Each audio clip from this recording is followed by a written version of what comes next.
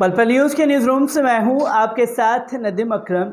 UAE ने आतंकवाद को बढ़ावा देने वाले 38 व्यक्तियों को ब्लैकलिस्ट में डाल दिया है और साथ ही साथ 15 कंपनियों को भी इसकी जद में लिया है।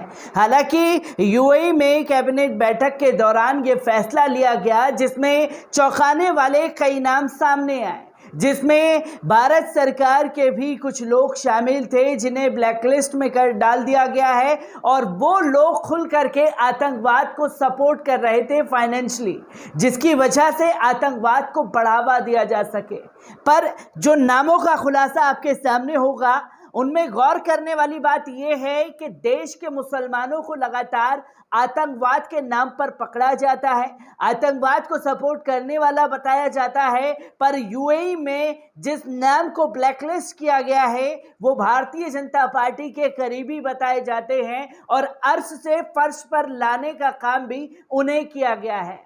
यूएई ने 38 व्यक्ति जो कि दुनिया भर के लोग आतंकवाद को सपोर्ट कर रहे थे, 15 वो कंपनियां जिसमें देश की भी 3 कंपनियां शामिल हैं, उन नामों को लेकर के एक बार नजर डालते हैं कि किन किन लोगों को ब्लैकलिस्ट कर दिया। यूएई कैबिनेट ने 2021 का संकल्प संख्या 83 जारी किया है जिसमें 38 व्यक्तियों और 15 संस्थाओं को आतंकवाद का समर्थन करने वाले व्यक्तियों और संगठनों को ब्लैकलिस्ट में डाल दिया गया है। यह संकल्प आतंकवाद और इससे संबंधित गतिविधियों को वित्तपोषित करने वाले नेटवर्क को लक्षित और नष्ट करने के लिए यूएई की प्रतिबद्धता को रेखांकित करता है।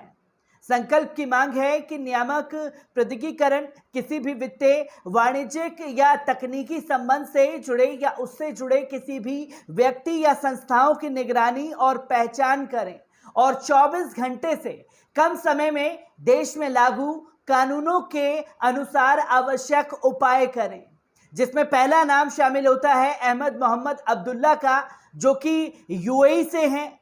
तो वहीं अगर दूसरे नाम पर गौर किया जाए जिन्हें ब्लैकलिस्ट में डाला गया है, मोहम्मद साकर यूसुफ जो कि यूएई के हैं, तो हमद मोहम्मद रहमा यूएई के हैं, सईद नसीर सईद यूएई के हैं, तो हसन हुसैन तबाजा लेबनान के हैं। तो वहीं अगर बात की जाए तो उद्धम हुसैन तबाजा लेबनान के हैं जिन्हें ब्लैकलिस्ट में डाला गया है और मोहम्मद अहमद जो कि यमन के हैं उन्हें ब्लैकलिस्ट कर दिया गया है। हैदर हबीब अली इराक के हैं जिन्हें ब्लैकलिस्ट कर दिया गया है। तो वहीं अगर बात की जाए बासिम यूसुफ हुसैन की जो कि इराक के हैं उन्हें भी ब्लैकलिस्ट में डाल दिया गया है। तो वहीं बात की जाए शरीफ अहमद की जो कि यमन के हैं उन्हें भी ब्लैकलिस्ट कर दिया गया है। 11वें नाम में भारत का नाम है मनोज सब्रवाल ओम प्रकाश, भारत के जो आतंकवाद को बढ़ावा दे रहे थे फाइनेंशियली तौर पर, उनको ब्लैकलिस्ट कर दिया गया है। रशीद सलाह जो कि यमन के हैं उन्हें ब्लैकलिस्ट किया गया है। नाइफ नसीर जो कि यमन के हैं उन्हें भी ब्लैकलिस्ट कर दिया गया है। और अगर बात की जाए जुबिउल्लाह अब्दुल्ला की जो कि अफगानिस्तान के हैं उन्हें भी ब्लैकलिस्ट में डाला गया है। तो 15वां नाम सुलेमान सालेह का है जो कि यमन के हैं और 16वां नाम आदिल अहमद अली बदार यमन के हैं जिन्हें ब्लैकलिस्ट में डाला गया है। तो वहीं अली नासिर सऊदी अरब के जिन्हें ब्लैकलिस्ट कर दिया गया है। फदल साले सलेम यमन के जिन्हें ब्लैकलिस्ट में डाल दिया गया है। अशुर उमर यमन के उन्हें भी ब्लैकलिस्ट कर दिया गया है। तो वहीं अगर बात की जाए हजम मोहसेन फरहान और हजम मोहसेन अल फरहान जो कि सीरिया के थे उन्हें भी ब्लैकलिस्ट में यूएई सरकार ने डाल दिया है। तो वहीं मेहदी अजीजोला को भी ब्लैकलिस्ट कर दिया गया, ईरान के थे। और फरशाद जफर ईरान के जिन्हें ब्लैकलिस्ट किया गया है। तो 23वां नाम आता है सैयद रजा मोहम्मद गासेमी का, ईरान के, इन्हें ब्लैकलिस्ट कर दिया गया है। तो वहीं अगर बात की जाए मोहसेन हसन की तो वो ईरान के थे।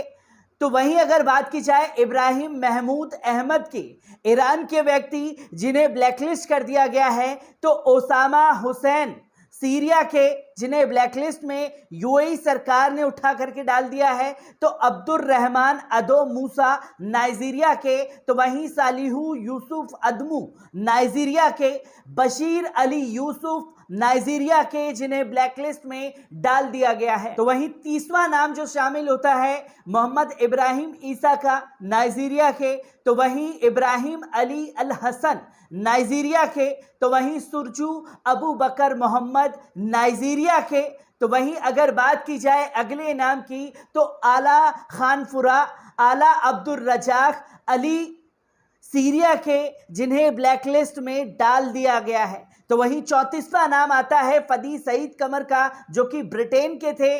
और वहीं अगर बात की जाए वालिद कामिल की, जो कि सेंट किट्स नेविस के हैं, जिन्हें ब्लैकलिस्ट में डाला गया है। तो वहीं खालिद वालिद सेंट किट्स और नेविस के, जिन्हें ब्लैकलिस्ट में यूएई गवर्नमेंट ने उठा करके डाल दिया है। तो वहीं इमाद खल्क कदर कंजी रूस के, जिन्हें ब्लैकलिस्ट किया गया है। तो वहीं 38वां नाम आता है मोहम्मद अतमाम तासीर का, जिन्हें जॉर्डन के हैं, ब्लैकलिस्ट किया गया है। इन सभी नामों में जो सबसे ज्यादा चौंकाया वो थे ओम प्रकाश, जो कि भारत के, जिन्हें ब्लैकलिस्ट में डाला गया है। तो उन कंपनियों के ऊपर भी नजर डाली जाए। Ray tracing trending company LAC की, जिसे ब्लैकलिस्ट में डाल दिया है। HFZ आरजू इंटरनेशनल FJD, जिसे ब्लैकलिस्ट कर दिया है। तो वहीं हनान शिपिंग LLC को ब्लैकलिस्ट में डाल दिया है। तो वहीं फोर कॉर्नर ट्रेंडिंग एस्ट, उसे भी ब्लैकलिस्ट में कर दिया गया है।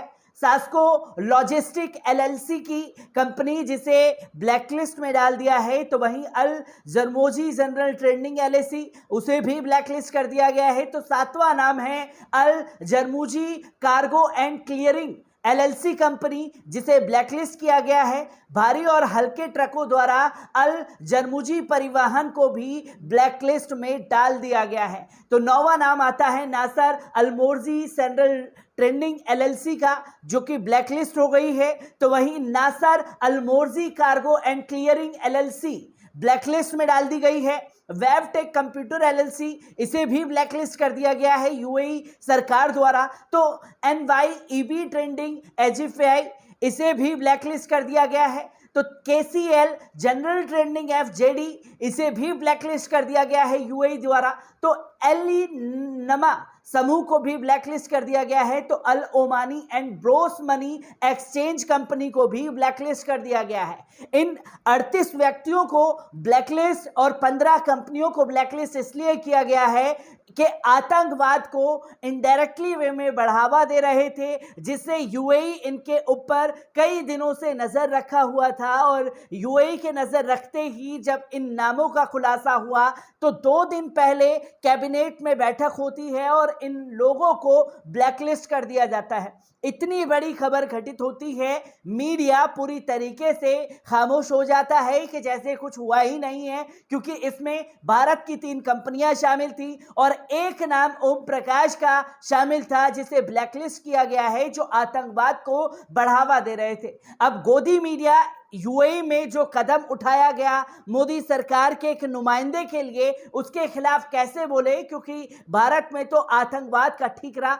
मुसलमानों के ऊपर फोड़ दिया जाता है। पर अगर विदेशी कंपनियों की बात की जाए तो भारत की विदेशी कंपनियां उसमें शामिल रहती हैं। और इसी के साथ साथ अगर मैं आपको बात करूं तो ओम प्रकाश के नाम पर गौर कीजिए, क्योंकि वो मुसलमान नहीं है, एक हिंदू नाम का व्यक्ति, जो कि अपनी कंपनी को लेकर के यूएई जाता है, वहां कमाई करता है और आतंकवाद को बढ़ावा देने का काम कर रहा था और इनके ऊपर निगरानी रखी जा रही थी। इसके बाद कैबिनेट में ये फैसला लिया गया है। पर बदनाम जो है भारत के मुसलमानों को किया जाएगा कि वो आतंकवाद को सपोर्ट करते हैं, आतंकवाद को बढ़ावा दे रहे हैं। तो यूएई ने उन लोगों को आईना दिखा दिया है जो देश के और दुनिया भर के मुसलमानों को बदनाम करने का भी काम करते रहते हैं। मैं ऐसी ही खबरों से आपको रूबरू कराता रहूंगा। दीजिए इजाजत, शुक्रिया।